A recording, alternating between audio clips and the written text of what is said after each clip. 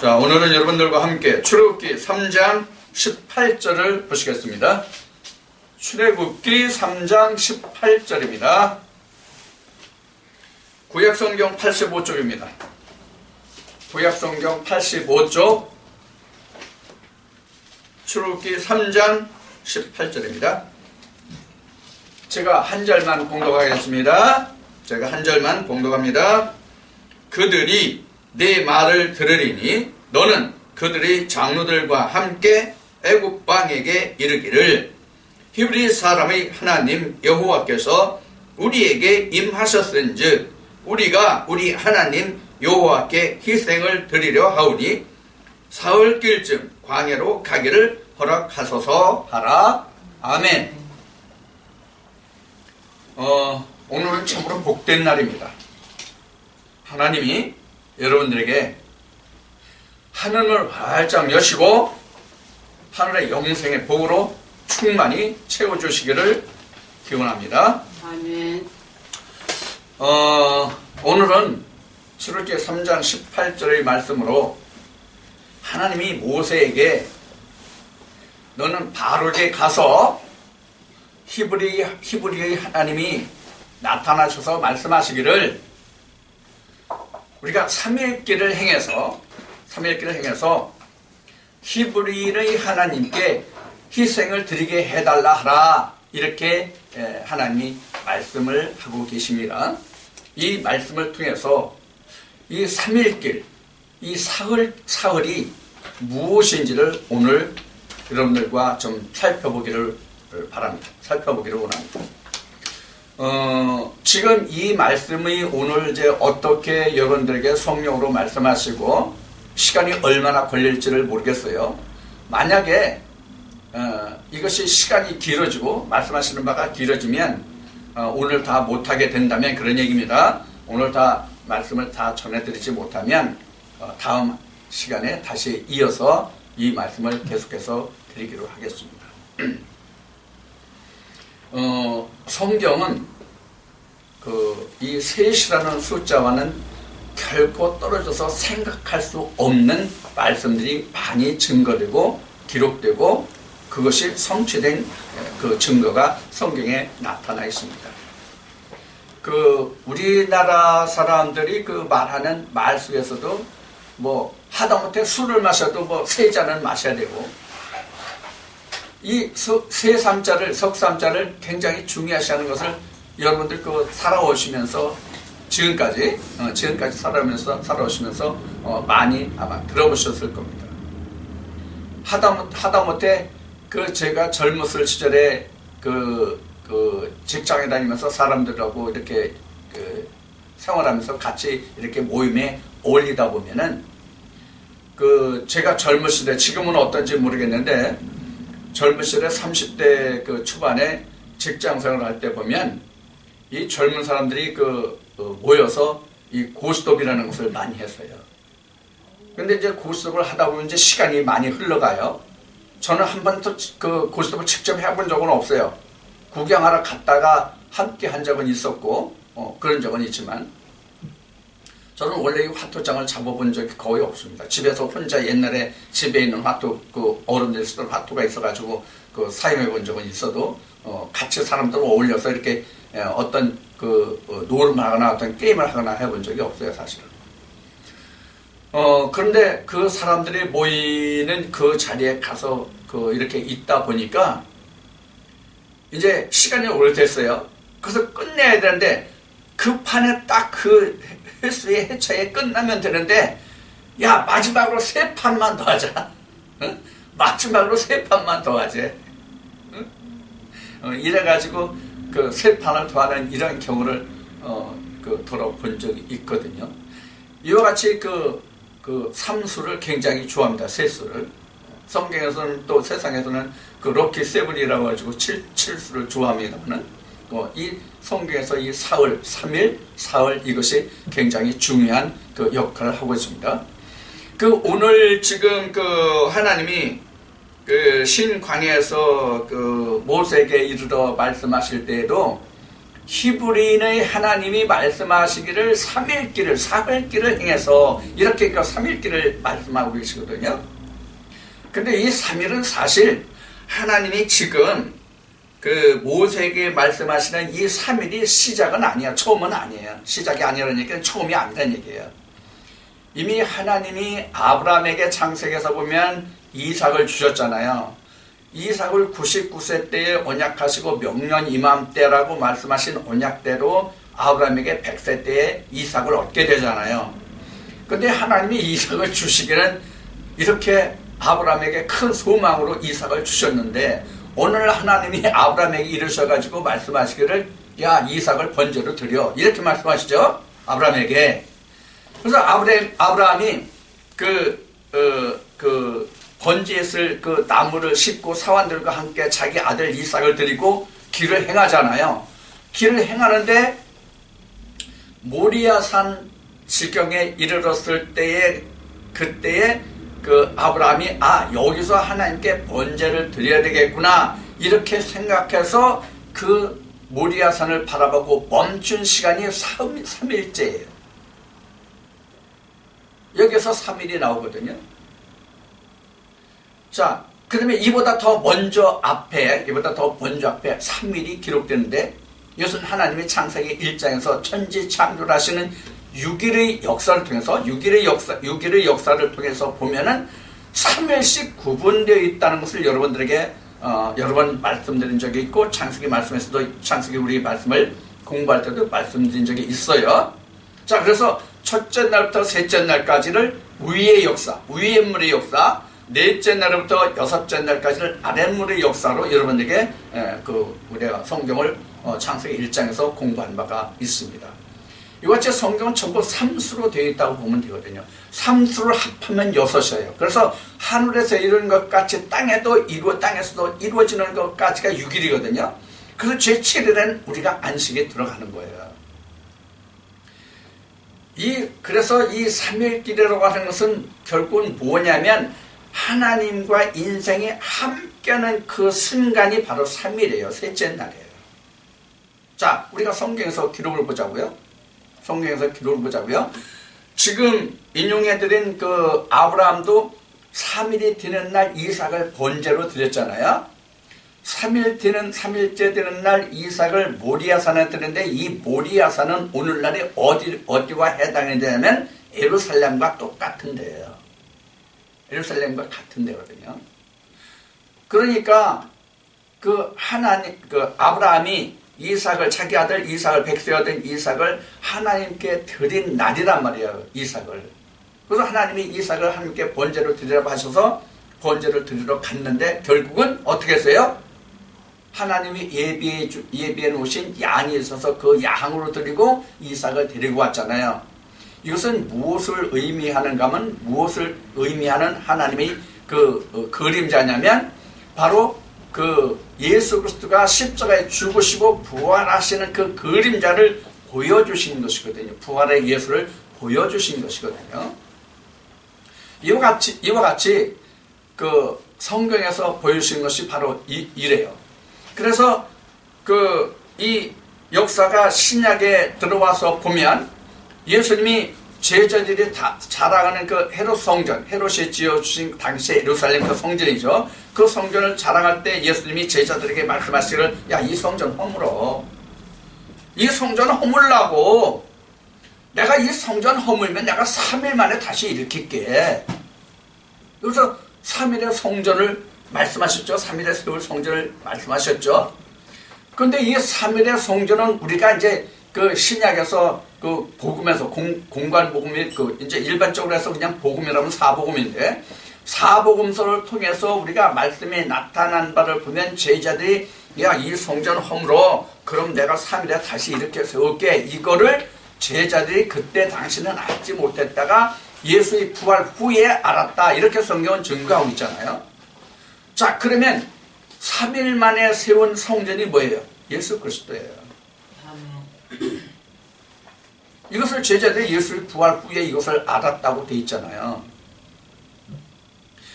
자, 그러면 지금 우리가 말하는 이 3일의 역사는 오늘날 우리로 말하면 무엇을 말하면 성령의 역사를 말하는 거거든요. 모세 때는 가나안 땅에 가서 하나님을 예배하는 것이 3일길이었다면 아브라함이 모리아산에서 자기 아들 이삭을 드리는 것이 사흘길이었다면 예수님이 세우는 그 성전이 바로 3일이었다면 우리도 천국 가는 길까지가 3일이란 말이에요. 그래서 우리가 아브라함 때는 이삭을 드리는 것이었고 모세는 가나안 땅에 가는 것이었고 예수님은 자기 부활을 얘기하는 것이었고 그래서 예수님이 그 기적과 표적을 행하실 때 말씀하신 것이 뭐냐면 요나의 표적을 말씀하셨고 그 요나의 표적으로 다시 보여주신 것이 그 나사로의 죽은 4일 만에 살리신 그 표적이었고 그것을 자기가 보여주신 것으로 일을 하나님의 그 보내신 일을 완성하셨잖아요. 자, 그러면 지금까지 인용한 이 말씀들을 보면 하나님이 아브라함으로 보여주시고 모세로 보여주시고 예수 그리스도로 보여주신 그것을 우리도 행해야 되잖아요. 우리가 요한복음에서 말씀에 그 본 바와 같이 예수님이 말씀하시기를 제자들에게 부활 후에 제자들에게 오셔서 하나님이 나를 세상에 보낸 것 같이 나도 너희를 세상에 보낸다고 말씀하셨잖아요.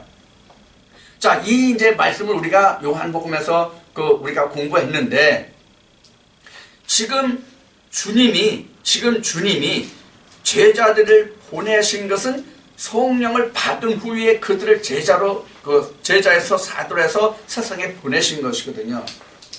그럼 예수님이 그 제자들을 세상에 보낸다고 한 것은 세상에 있지만 세상의 사람들과 함께 살지만 너희는 세상에 속한 자라고 말씀하신 것은 세상에 속한 자가 아니라고 말씀하셨잖아요.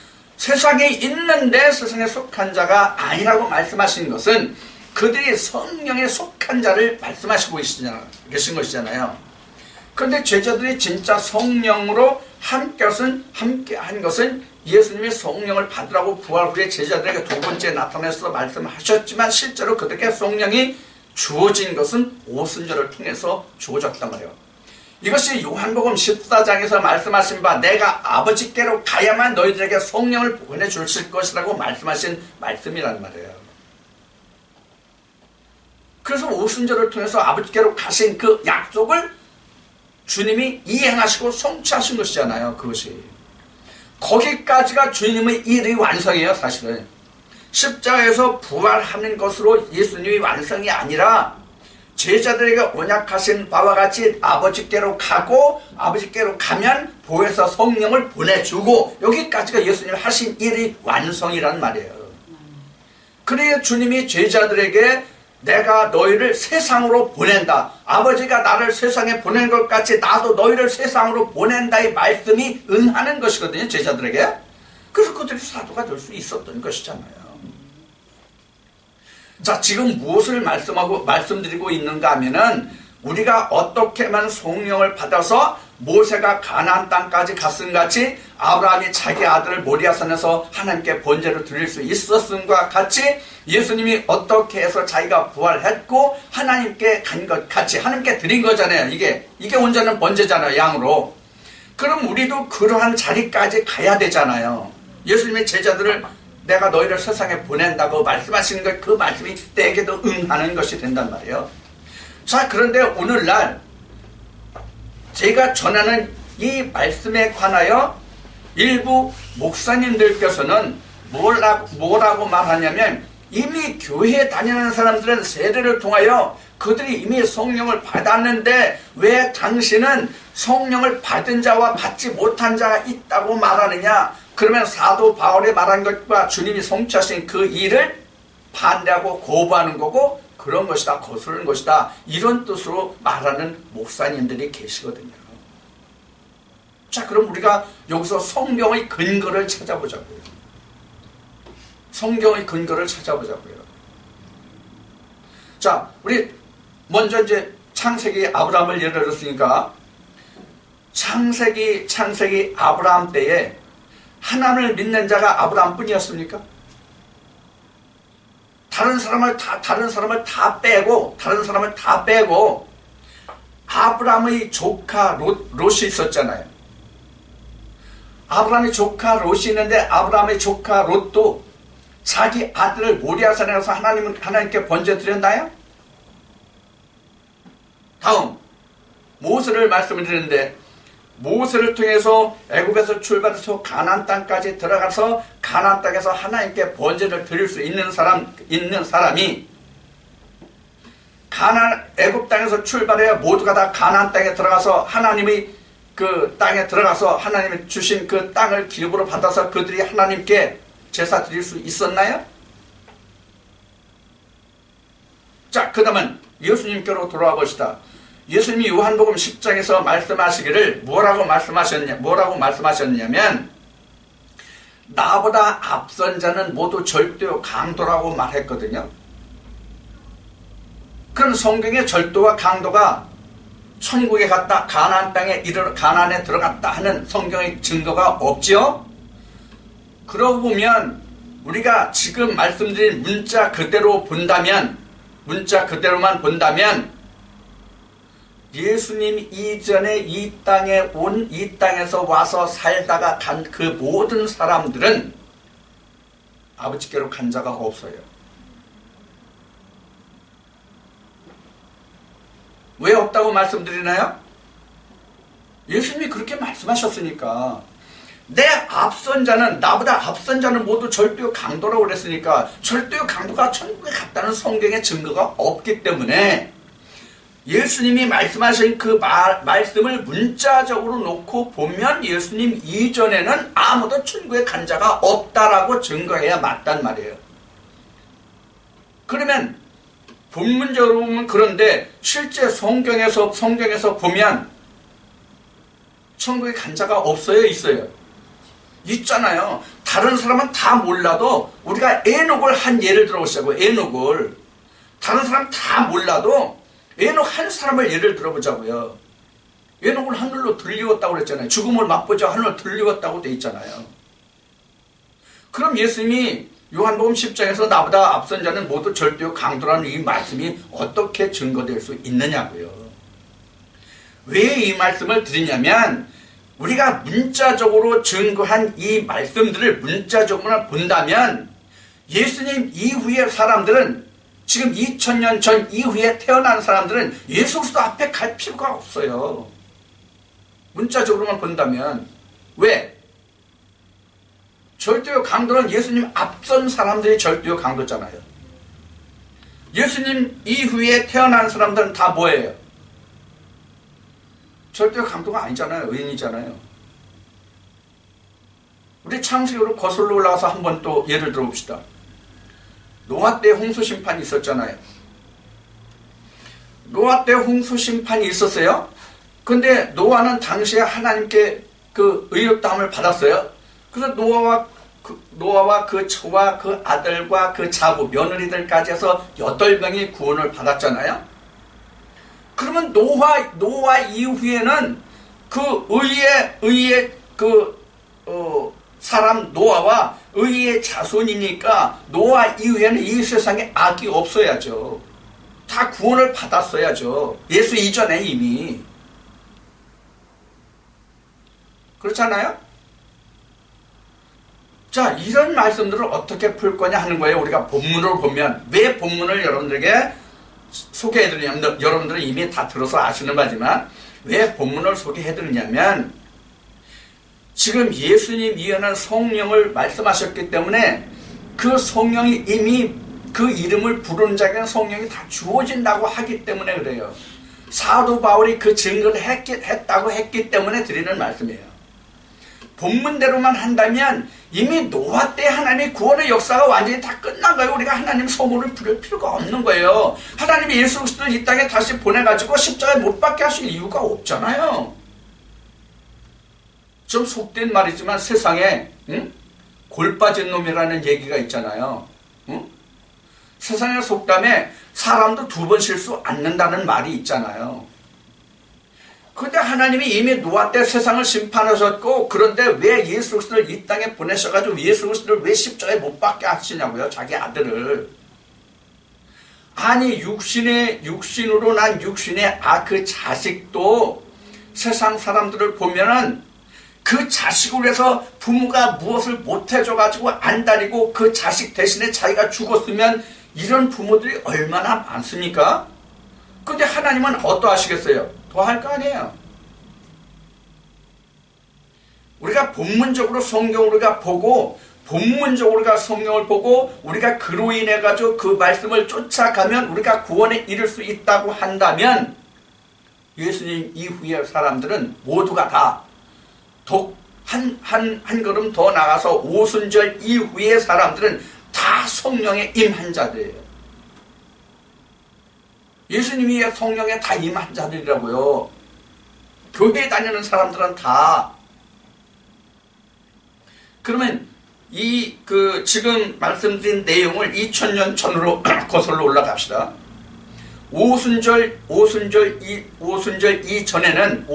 이전에는 예수의 그 제자들만 예수를 알고 믿었다고 합시다. 근데 오순절이 지났어요. 자, 오순절을 기점으로 해가지고 그때 하나님의 이름을 부르는 사람들이, 주 이름을 부르는 사람들이 한둘이었겠습니까? 우리가 요한복음 공부할 때 그 사도행전에 기록된 그 누구를 여러분들에게 말씀드리면 아볼로를 말씀드린 적이 있어요. 아볼로가 예수 그리스도를 자기 열심으로 배워서 그가 예수 그리스도를 전하고 증거하는데 유대인을 이기는 사람은 아볼로뿐이 없었어요. 이 얘기는 당시의 사도들도 유대인들을 이기기 힘들었다는 증거의 말씀으로 볼 수 있잖아요. 그러면 오순절 이후에 제자들이 사도가 돼서 복음을 전할 때에 당시에 바리새인들도 다 성령을 받았어야 되잖아요. 그들도 하나님의 이름을 불렀으니까. 자, 그럼 지금 얘기한 것처럼 그 사람들 다 빼놓읍시다. 그럼 아볼로를 보자고요. 아볼로 예수 그리스도를 전하고 예수 그리스도를 증거하고 예수 그리스도를 믿는다고 했으니까 그에게 성령이 있어야 될 거 아니에요.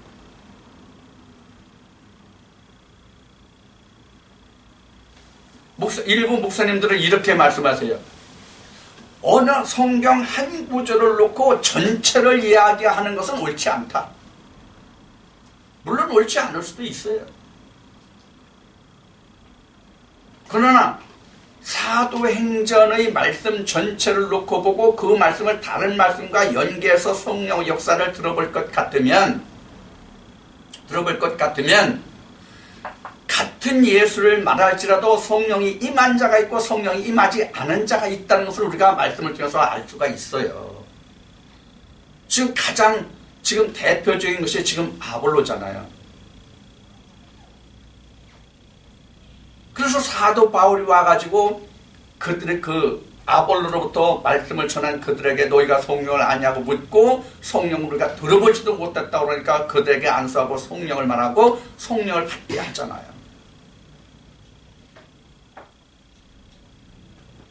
그러면 오늘날 우리가 하나님을 믿는 우리들에게는 본문으로 말하면 교회 나가서 우리가 일정한 공과를 거치고 세를 받으면 모두가 성령이 임한 것이라고 지금 주장하는 것이잖아요. 일반적으로 말하면 일반적인 목회 현장에서 전해지고 있는 말씀을 보면 그러나 실제로 성령이 임하는 것은 주 이름을 부른다고 해서 다 성령이 임하는 것이 아니거든요. 그래서 오늘 출애굽의 과정을 통해서 3일길, 사흘길을 통해서 우리가 성령이 어떤 자에게 임하는지를 우리가 다시 한번 우리가 성경을 통해서 확인해 보자는 거예요. 나의 말이 아니라 어느 인간이나 사람의 지식이나 그 자기 주장으로가 아니라 하나님이 성경을 통해서, 즉 성경을 통해서 하나님이 말씀하시는 말을 찾아서 우리가 확인해 보자 그런 얘기예요. 하나님이 예레미야를 통해서 너희는 내게 나와서 나와 변론하자고 말씀하시는 바와 같이 사람의 주장이 옳고 신학이 옳은 것이 아니라 성경만이 옳거든요. 성경만이 옳은 증거예요.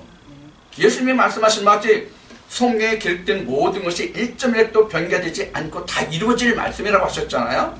그러니까 성경보다 더 정확하고 증거가 되는 말씀이 없거든요. 그래서 예수님도 말씀하시기를 너희가 내 말을 듣지 아니었으면 모르지만 내가 너에게 이미 다 말하였으니 내가 너에게 말한 그것이 나중에 후일에 너에게 심판하는 말씀이 되리라고 예수님은 말씀하고 계시잖아요. 그러니까 지금 제가 여러분들에게 전해드린 이 말씀을 통하여 예수님이 말씀하신 그 말씀이 똑같이 응할 것이라는 거예요. 만약에 제가 전한 이 말씀이 주님이 말씀하신 바에 위배되는 것이면 그 모든 죄와 벌이 나에게 임할 것이요. 그렇잖아요. 그걸 각오해야 된단 말이에요. 목회자는. 자기 말에 대해서 최소한도 자기 말에 대해서 목회자는 책임을 져야 된단 말이에요. 목회자는 예수님이 말씀하신 것 같이 그 목회자는 자의적으로 말하는 게 아니거든요. 자의적으로 말하면 절대로 안 되는 게 성경이란 말이에요. 예수님도 내가 자의적으로 말하는 것이 아니라고 하셨을진데 하물며 목회자가 자의적으로 말하면 안 되죠. 그러니까 무엇을 말해야 돼요? 성령을 힘입지 않으면 안 돼요. 그래서 사도 바울은 뭐라고 증거했냐면 내가 입을 열어 말하고 자랑하면 십자가에 달리신 예수 그리스도 외에는 내가 결코 자랑할 것이 없노라 이렇게 증거하고 있거든요. 목회자는 바로 길이 이거예요. 이거 하나뿐이 없어요. 목회자에게 주신 게. 목회자에게 하나님이 주신 것이 이거 하나뿐이 없다고요. 예수 그리스도의 증인이 되라는 거예요. 그래서 예수님이 제자들에게 승천하시기 전에 이렇게 말씀하시잖아요. 야 너희들 몇 날에 뱉어서 성령을 받을 거다. 성령을 받으면 너희 권능을 받아. 권능을 받으면 너희가 나보다 더 큰 능력을 행할 건데 온 유대와 사마리아 땅 끝까지도 내 증인이 되라. 주님이 이렇게 말씀하셨잖아요. 그러니까 예수 그리스도의 증인이 되는 전제 조건이 바로 뭐예요? 지금 예수님이 말씀하신 성령이란 말이에요. 그래서 제자들도 예수 그리스도가 유대인들을 향해서 말씀하실 때 사도들이 베드로가 이제 사도행전 말씀이 기록되지만은 이렇게 사도행전에 기록하고 있단 말이에요. 너희가 십자가에 못 박은 바로 그 예수 그리스도라는 사람이 너희들이 선자들의 예언한 바 메시아다 그리스도다 이렇게 증거하기로 했단 말이에요. 성령을 받기 전에는 제자들도 그가 메시아인 줄을 몰랐잖아요. 그렇게 말을 들었어도 그렇게 주님한테 수도 없이 3년 6개월 동안 함께 공생을 하면서 공생이라는 것은 함께 먹고 자고 가르침을 받고 그랬다는 얘기예요. 쉬운 얘기로 한 집에서 그냥 살았다는 얘기가 공생이에요. 이렇게 3년이 넘도록 주의 제자들이 예수님과 함께 했을지라도 주님이 처음 부활해서 이렇게 딱 제자들 앞에 오시니까 제자들 앞에 주님이 오시니까 제자들이 뭐라고 그랬어요 도대체?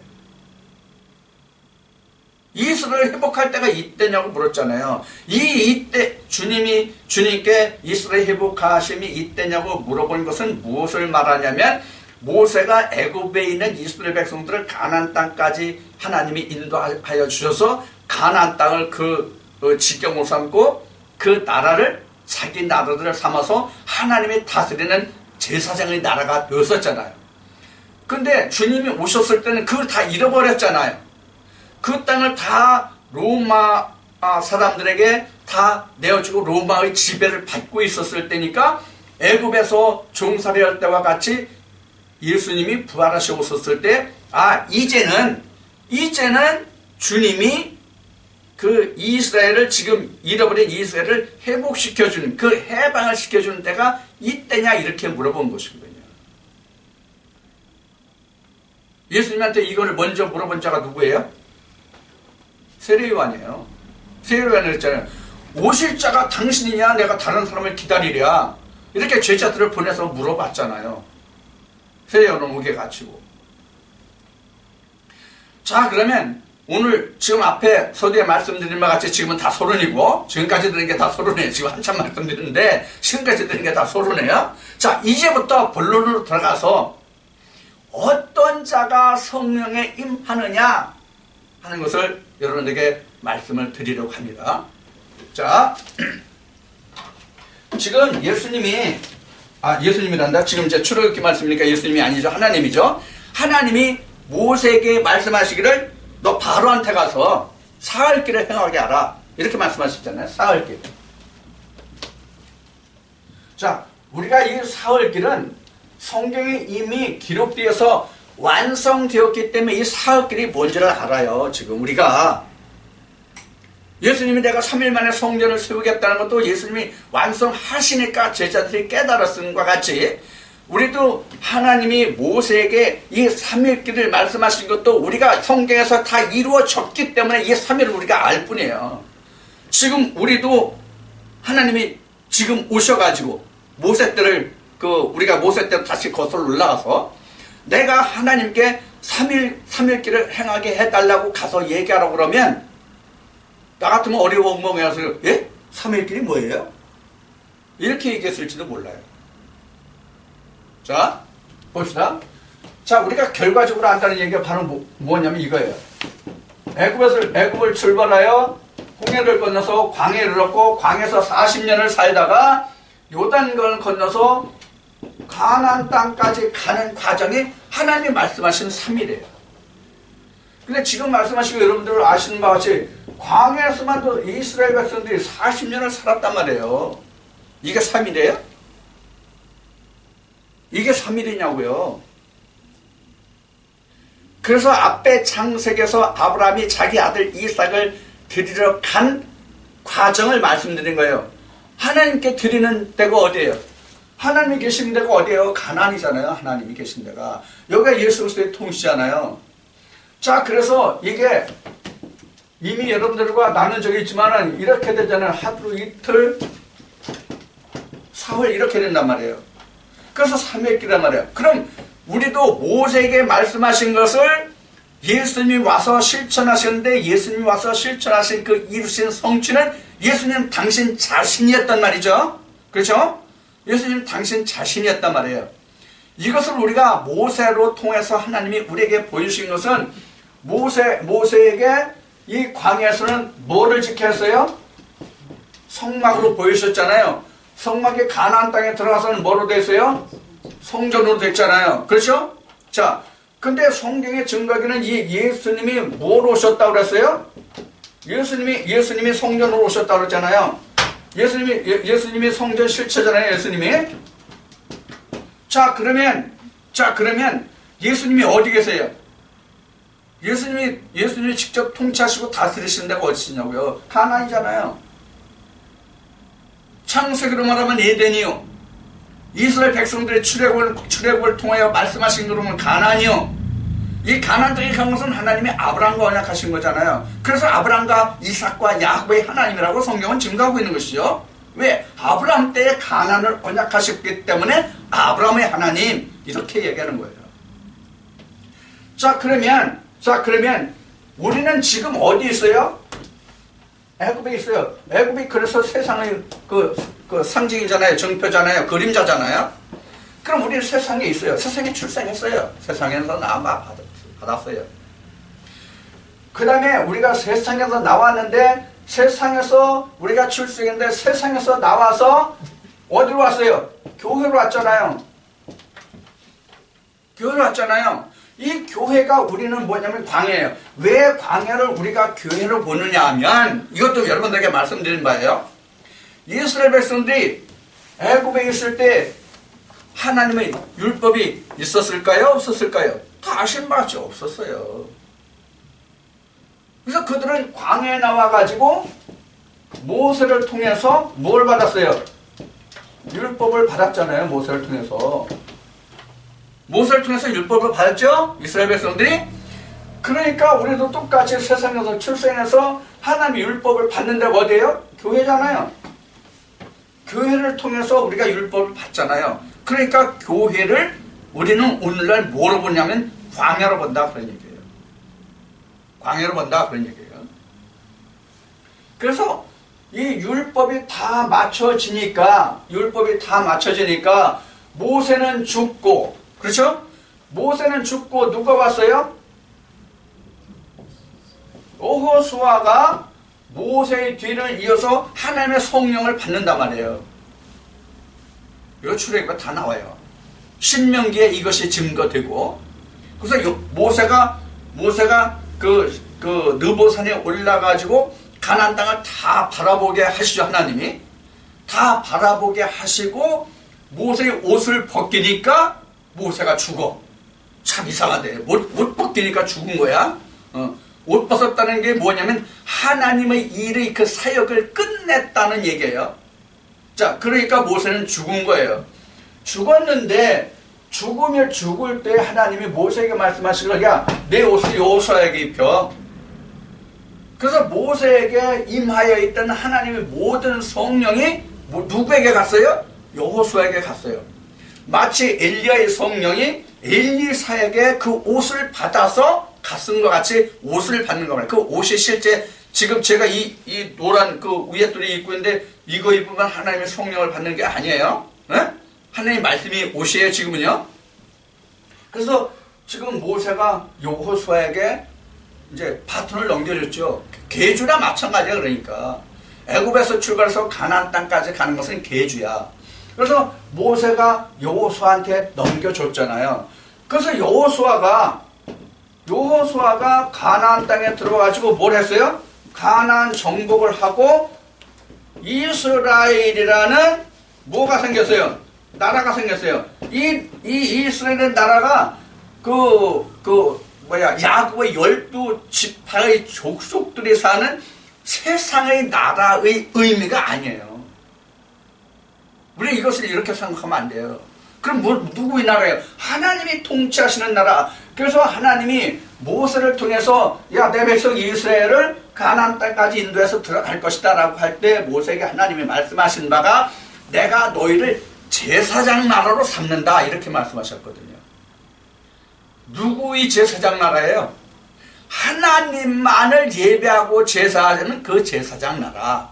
그러니까 너희를 하나님 나를 섬기는 나라로 삼겠다 그런 말씀이거든요. 그러면 이스라엘 백성들이 가나안 땅에 들어가면 땅만 분배받는 것으로 끝나요? 아니거든요. 여러분들에게 늘 말씀드렸지, 이스라엘 나라가 세워지면은 뭐가 세워져야 그 일이 끝나요? 하나님의 성전이 세워져야 끝나요. 그래서 여기에 성전을 말한 거예요. 이 성막이라는 것은 여러분들 말씀드린 바와 같이 텐트. 이 성막이라는 얘기는 임시거처란 얘기예요. 내가 임시거처하는 자리예요? 내가 임시거처하는 자리가 아니라 하나님이 임시거처하는 자리라 그런 뜻이에요. 내가 임시거처하는 자리 아니에요. 물론 이스라엘 백성도 임시거처였죠. 그렇죠? 가나안 땅에 들어가야 내 것이 있고 하나님께 드릴 토지 소산이 있어서 하나님을 섬기게 되는 것이죠. 그래서 제가 이제 이런 걸 올렸어요. 애굽은 무슨 땅? 남의 땅. 애굽은 내 땅 아니에요. 애굽은 내 땅이 아니라 남의 땅이에요. 그래서 여기서 남의 땅에서 살았기 때문에 하나님이 뭐라고 했냐면 종살이라고 했어요. 이미 하나님의 창세기에 그 아브라함에게 말씀하실 때 내 그 후손들이 그 타국에 가서 그 다른 나라를 섬길 것이다. 그리고 4대 후에 내가 너희를 다시 가나안 땅에 돌아오게 하겠다. 이렇게 말씀하신 바를 따라서 그들이 애굽에 내려가서 종살이하고 그 약속이 차니까 그들이 광야에 나와서 하나님께 율법을 받아서 율법을 다 이루고 나니까 어디로 왔어요? 가나안으로 들어온 것이죠. 자, 그래서 우리가 마태복음에 그 증거한 말씀을 보면은 마태복음 11장 이제 11절부터 13절까지는 이제 여러분들에게 말씀을 드리는데 이게 뭐냐면 예수님이 말씀하신 것 같이 율법의 완성이란 말이에요. 응? 율법의 완성. 그러니까 지금 남의 땅, 광야 이런데 이 광야는 바로 어떤 땅이에요? 모래 땅이잖아요. 모래 땅. 원래 이 광야라는 말은 히브리어로 미드바르인데 이 미드바르는 어디에서 어원이 생기냐면 다바르라는 말에서 생긴 거예요. 나온 말이에요. 미드바르가. 그래서 미드바르가 사실은 목축지거든요. 목축지란 말이에요. 미드바르가. 근데 미드바르가 다바르에서 어원이 시작했기 때문에 하나님의 말씀의 목축지란 말이에요. 이 광야라는 뜻이. 그러니까 교회에서는 하나님만 의지하고 하나님 말씀만 듣고 전해져야 하는 곳이 교회란 말이에요. 교회란 말이에요. 근데 애굽에 있을 때는 뭐를 붙들었어요? 세상을 붙들었잖아요. 세상을 붙들었단 말이에요. 애굽에 있을 때는.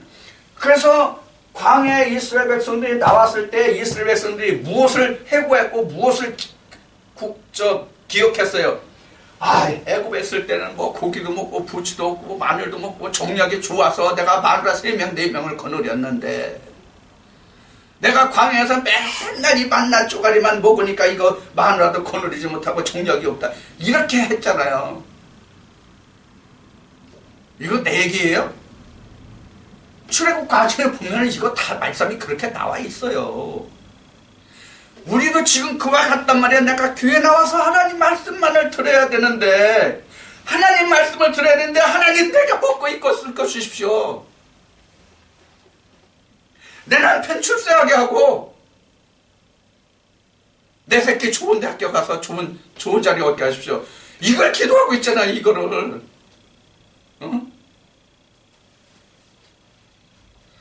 그거를 하나님이 원하셨을 것 같으면 하나님이 자기 백성들 피골 빠지게 아픈 사막으로 왜 인도하셔서 그들을 죽게 하시냐고요.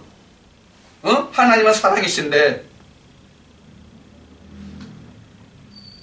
하나님은 사랑이신데 왜 그 자기 백성들을 불러다가 광야에서 죽게 하냐고요.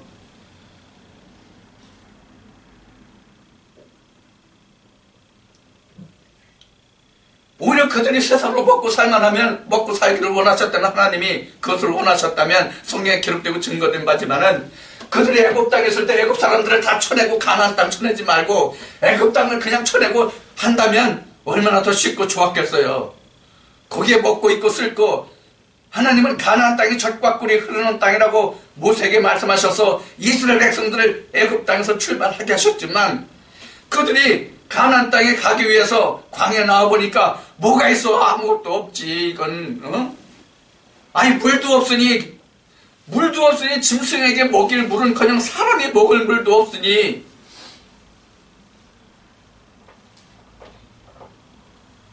그러면 하나님이 당신의 백성들이 그렇게 고생하고 힘들 줄 알면서 왜 광야에 이끌어냈느냐 말이에요. 이것은 성경에 기록하신 말씀같이 그렇게 그들에게 하지 않으면 그들이 하나님을 찾을 기회가 없단 말이에요. 그들이 하나님의 소문을 부르고 하나님께 매달릴 기회가 없단 말이에요. 오늘날도 마찬가지예요. 오늘날도 마찬가지로 여러분들이 교회에 나오시면은 하나님의 말씀이 없는 사막으로 지금 나온 거란 말이에요. 오로지 하나님께만 매달리고 붙들려야만 내가 그 말씀으로 여호와 입으로 나오는 말씀으로 살리라는 주님의 말씀과 같이 그 말씀이 내가 성취될 수 있단 말이에요. 그런데 오늘날 다는 아니지만 그래도 그 교회가 100개, 1000개, 10,000개가 있다면 그들이 대부분의 많은 교회들에서 오늘날 구하는 게 뭐냐고 애굽을 구하잖아요. 그들에게 성령이 있느냐는 말이에요. 아직 하나님의 율법도 모르는데 그들이 세상에 먹고 사는 것으로만 가르침을 받아서 이사야의 입으로 말씀하신 바와 같이 그들의 입술로는 하나님을 바라도 그 마음속에서는 하나님이 없는데 그들에게 성령이 있다면 말이 되냐고요. 물론 지금 말씀드린 바와 같이 다는 아니라고 그랬어요. 그래서 지금 이스라엘 백성들이 홍해를 건너왔다는 이 뜻이 뭐예요? 홍해를 건너왔다는 이 홍해가 바로 붉은 바다예요. 붉은 바다. 성경에서 붉다는 것은 세상의 물질을 얘기하는 거예요. 그래서 그들이 홍해를 건너온 거예요. 우리도 홍해를 건너왔어야 되는 거예요. 지금 교회 나온 분들은 홍해를 건너왔어야 되는 거예요. 세상의 모든 물질 문명을 벗어나야 내가 하나님께만 매달릴 수 있다고요. 그래도 하나님 찾기가 힘들단 말이에요. 예수님이 말씀하신 바와 같이 천국은 그 길이 너무 좁고 협착이라는 게 좁고 험하다는 얘기지만은 협착해서 찾는 사람도 없거니와 찾아서 그 길로 들어간다 할지라도 들어가기가 힘들다고 말씀하셨잖아요. 그런데 교회에서조차 세상을 말하는데 이 교회에서 하나님의 율법이 그들에게 전해질 수 있냐고요. 그래서 이렇게 말씀드린 거예요. 이 애국과 광야와 가나안은 이스라엘 백성들이 건너간 거지만 지금 오늘날 교회로 보고 교회에 다니는 사람들의 그 마음의 상태, 믿음의 상태를 보면 애굽에 있는 교회, 그런 사람, 애굽과 같은 교회와 애국과 같은 그 신앙을 가진 사람이 있고, 그 다음에 광야에서 오로지 하나님의 말씀만을 추구하고 하나님의 말씀만을 찾는 그런 교회와 그런 무리들이 있고, 이미 그 시대를 지나서 가나안 땅에 들어와서 하나님과 함께 내일의 안식을 예비하는 그런 무리들이 있고, 그래서 이 지금 애굽이나 광야나 가나안이라는 것은 지금 교회의 종류를 말한다.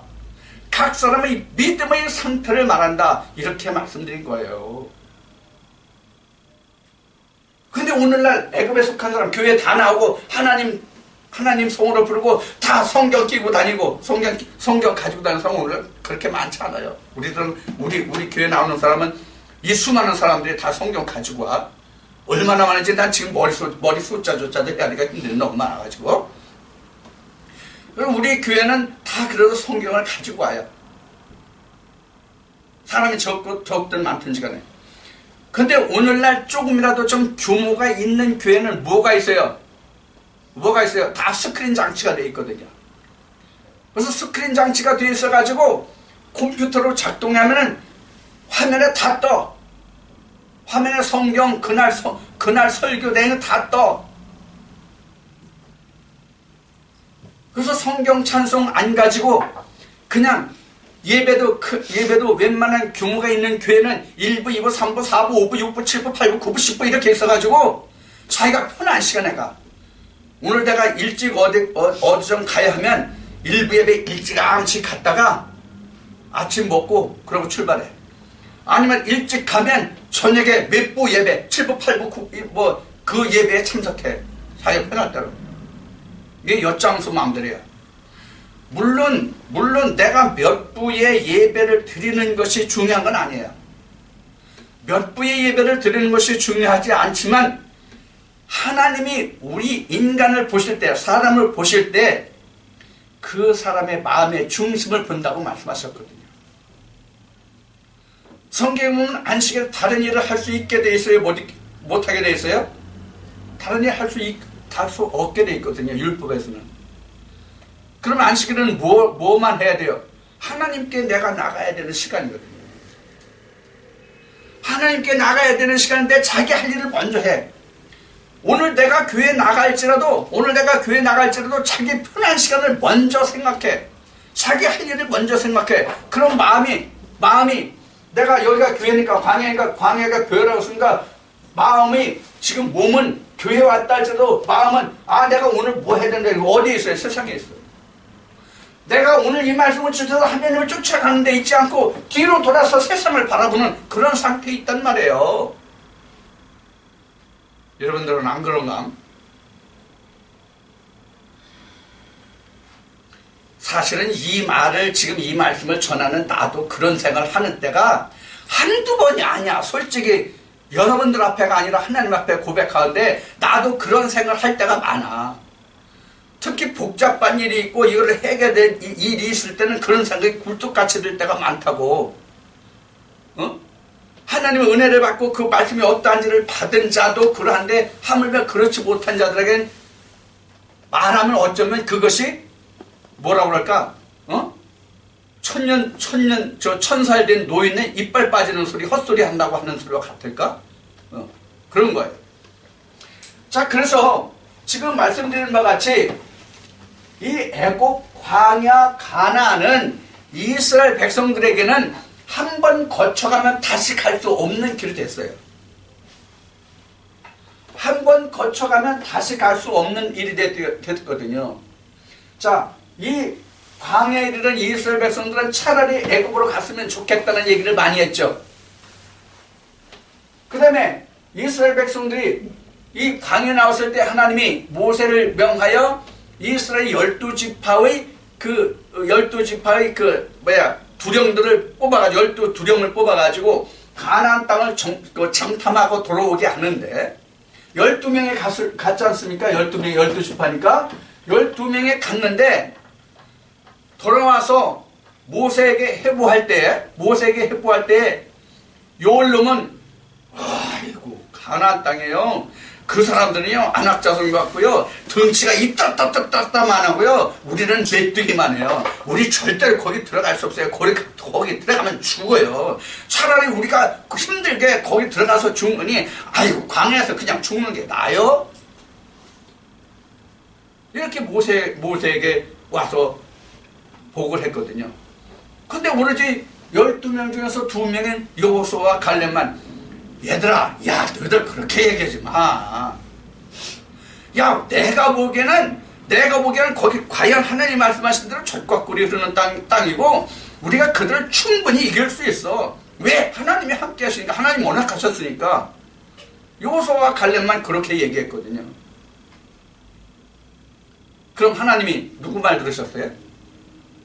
다수결의 원칙, 민주주의 다수결의 원칙에 의해서 10명의 말씀을 주셔서 하나님이 이스라엘 백성들을 광야로 안 데리고 갔어요?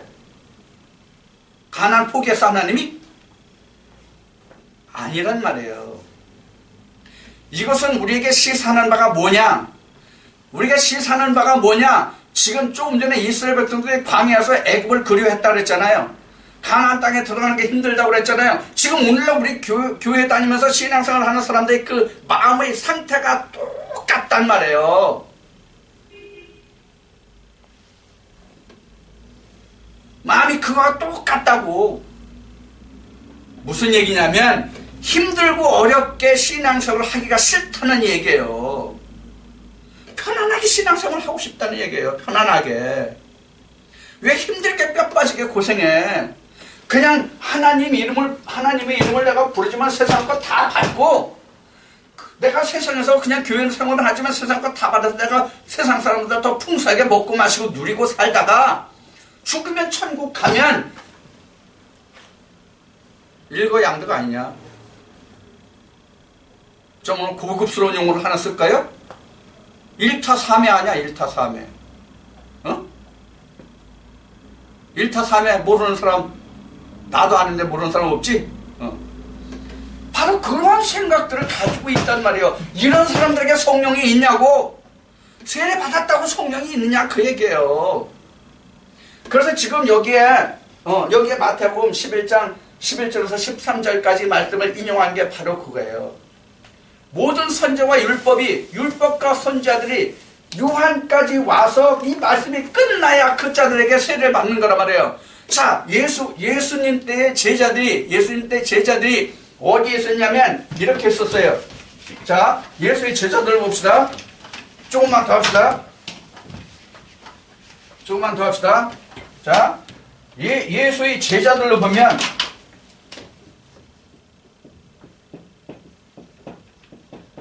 예수 제자의 경우입니다. 그런 갈릴리에 있었어요. 예수의 제자들은 대부분 갈릴리 사람들, 갈릴리 호숫가에서 쉬운 얘기로 뭐 하던 놈들이에요? 고급용어로 하면 그 놈들이 뭐 하던 놈들이에요? 예수의 제자된 자들이. 뭐 하던 놈들이야? 뱃놈이었잖아. 쉬운 얘기로 뱃놈. 듣기에 가장 편하죠? 이 얘기가. 부드럽죠? 뱃사람보다 뱃놈이라고 하니까 더 쉽게 들리지? 쉬운 얘기로 갈릴리에 뱃놈들이었단 말이야. 일자 무시겠단 말이야. 고린도전서에 고린도서 1장 2장에 사도 바울이 고백한 것 같이 예수 그리스도의 제자된 자들이 세상으로 지식을 가진다가 그렇게 많지 않다는 그 말씀이 증거된데 바로 그 얘기예요. 그래서 뱃놈들이었단 말이에요. 쉽게 얘기해서. 그러다가 어디 왔어요? 예수의 제자가 됐단 말이에요. 예수의 제자들이 됐단 말이에요. 예수의 제자들이 됐다가 예수님이 승천하시고 성령이 오니까 성령이니까 이 제자가 뭐가 됐어요? 사도가 됐다 그런 얘기예요. 우리도 똑같아요. 우리도 갈릴리에서 뭐해 지금? 뱃놈이야. 먹고 사는 거를 낳고 있단 말이에요. 왜 지금 뱃놈이라고 얘기냐면 예수님이 베드로에게 말씀하시기를 뭐래요? 너 고기 잡는 어부가 되지 말고 사람 잡는 어부가 돼. 이렇게 했잖아요. 근데 우리가 이 갈릴리라고 하는 얘기는 우리에게도 똑같이 적용되는 말씀이 뭐냐면 우리도 세상에 먹고 살기 위해서 고기를 잡는 자가 되었잖아. 근데 우리가 이제 여기로 와야 예수님의 제자가 돼야 고기 잡는 법. 무슨 고기? 사람 낚는 고기 잡는 법을 배우잖아요. 법을 배웠을 뿐이지 이걸 내가 실천에 옮기지는 못했거든. 그러다가 오순절을 통해서 성령을 받고 나니까 진짜 이게 사람을 낚는, 사람을 잡는 어부가 된 거지. 이게 예수님이 앞에 여러분들에게 말씀드린 이제 너희가 아버지께서 나를 세상에 보낸 것 같이 내가 너도 세상에 보낸다는 말씀과 같은 말씀이거든요. 그러면 이스라엘 백성들은 방금 말씀드린 바와 같이 애국, 광야, 가나안이 이렇게 딱딱 땅이 구분되어 있었잖아요. 지금 우리에게는 이 땅이 구분되어 있습니까? 이렇게? 믿음의 길이? 내가 이렇게 변화되어 가는 거예요. 이렇게. 내가 이렇게 변화되어 가는 것이거든요. 그러니까 내가 지금 신앙생활을 한다 할지라도 아직까지도 내가 애굽에 속한 자인지 지금 하나님의 말씀을 받고 있는 자인지 내가 가나안 땅에 들어와서 주님과 함께 지금 하나님의 일을 하고 있는지 내가 하나님께로부터 보냄을 받아서 내가 하나님과 함께 동역자가 되었는지를 우리는 봐야 된다는 얘기예요. 지금 말씀드린 바와 같이 마태복음 여기 지워졌는데 마태복음 11장 11절에서 13절까지 기록된 이 말씀이 성취되지 않은 자는 아직도 밥 빌어서 죽 쓰는 자인 거예요. 세상만에 밥 빌어다가 죽 써먹는다는 얘기 있잖아요. 죽 쓰는 거예요. 사도 바울의 말로 하면 이거 아직까지 젖 먹는 자들이라고요. 마태복음 11장 11, 13절에 기록된 말씀이 성취되지 않으면 아직까지 어린아이로서 젖이나 먹는 자란 말이에요. 지금 여기 와야, 즉 가나안 땅에 와야, 즉 성령을 받은 자라야 성령이 교회들에게 하시는 단단한 식물을 지각을 이용해서 먹을 수 있는 자가 되는 거란 말이에요.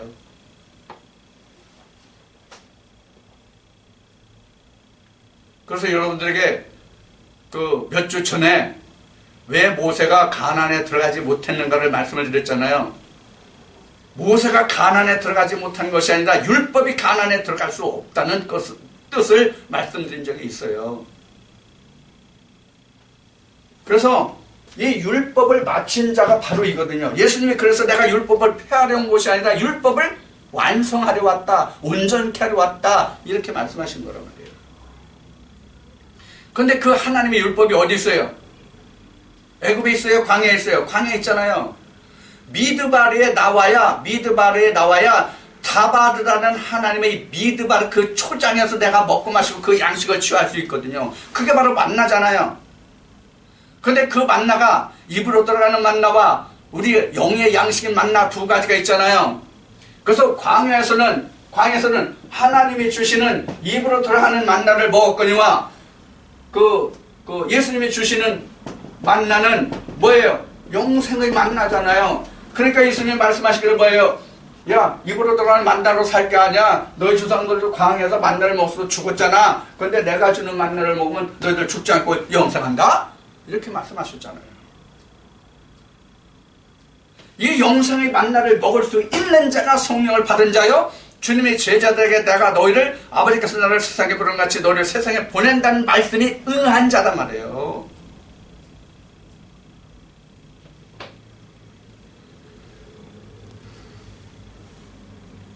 다시 말씀드립니다.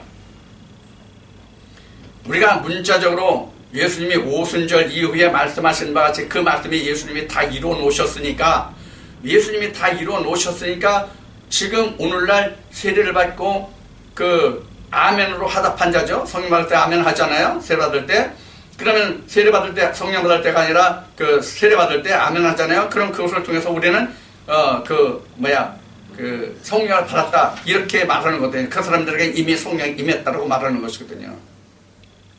그리고 이제 사도 바울도 그 성령으로 된 것이라고 말씀하는 그 말씀들이 또 그 사도행전에 나오는 사도들이 모두 다 성령으로 한 것들이 누누이 증거되고 기록된단 말이에요. 그러나 그것은 본문에 있는 것이지 문자적인 것이지 실제 그 내용을 들어가면 예수님이 말씀하신 것 같이 이런 과정들을 다 거쳐야만 성령이 오는 것이라는 말이에요.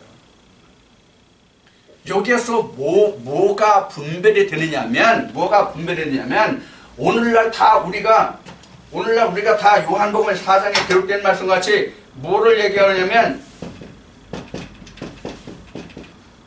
그 신령과 진정의 예배를 말하죠.